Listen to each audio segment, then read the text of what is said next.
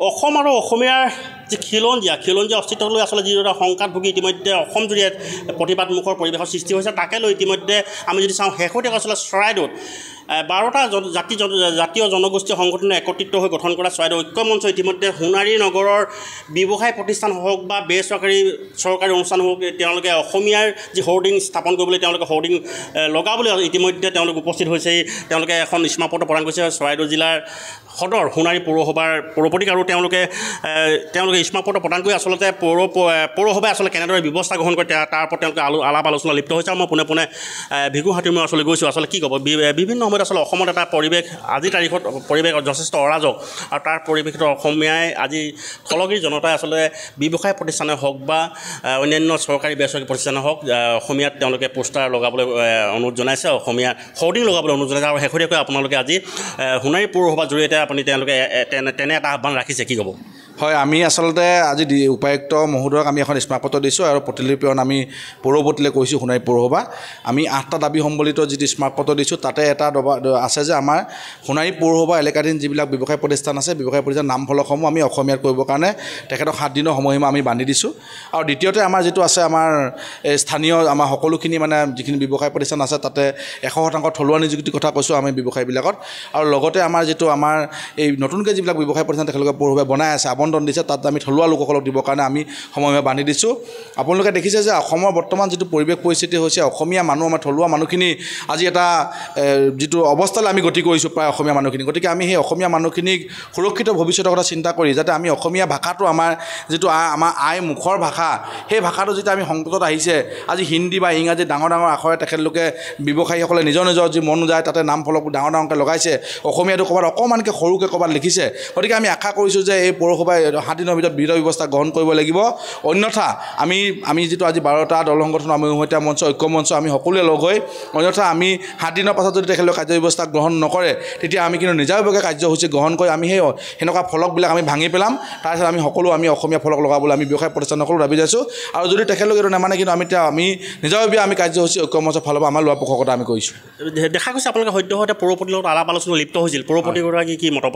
পৌৰপতি ডাঙৰীয়া তেখেতে কৈছে যে আমি এইটো তেখেতে ভাল পাইছে আৰু তেখেতে আমি যিটো দাবী দিছোঁ তেখেতে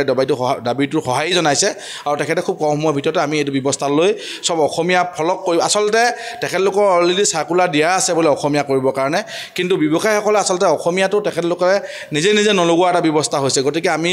তেখেতে কৈছে যে আমি সোনকালে আকৌ এটা অৰ্ডাৰ উলিয়াই দিম এইটো আমাৰ কাৰণে ভাল কথা যে পৌৰপতি আমাক সহযোগিতা কৰিছে নিশ্চয় থলুৱা বা আমি অসমীয়া মানুহখিনি আমি সুৰক্ষিত ভৱিষ্যতৰ কাৰণে প্ৰত্যেকে চিন্তা কৰি আছোঁ আমাৰ ভাষাটো যদি আমাৰ মুখৰ মাত আমাৰ ভাষাটো যদি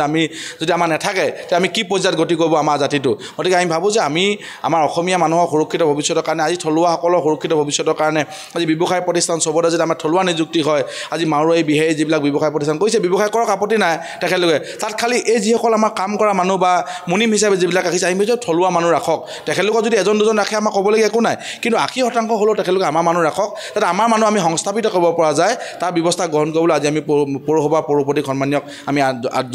আহ্বান জনাইছোঁ এয়া আছিল বিজয়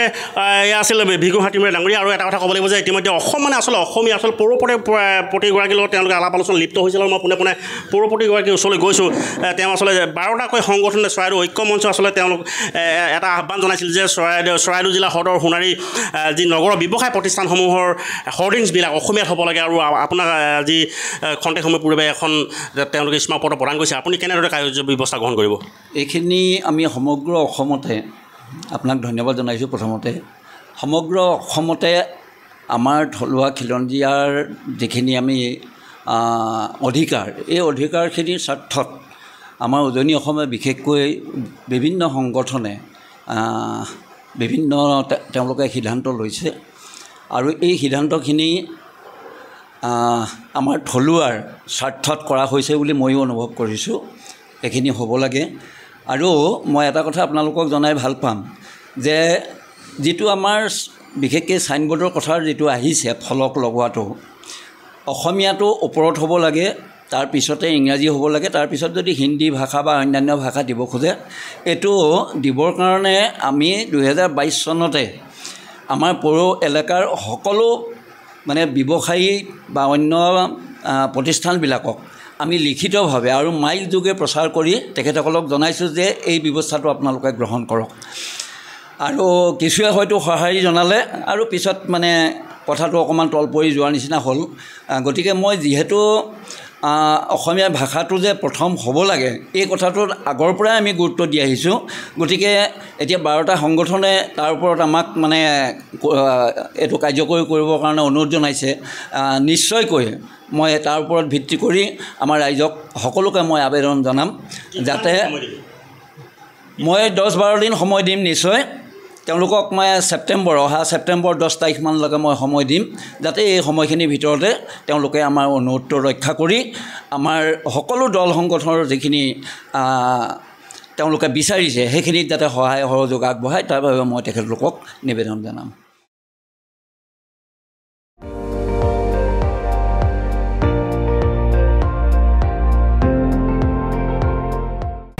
আপুনি চাই আছে ND24 সৰ্বশ্ৰেষ্ঠ নহয় সৰ্বোত্তমৰ দৌৰ।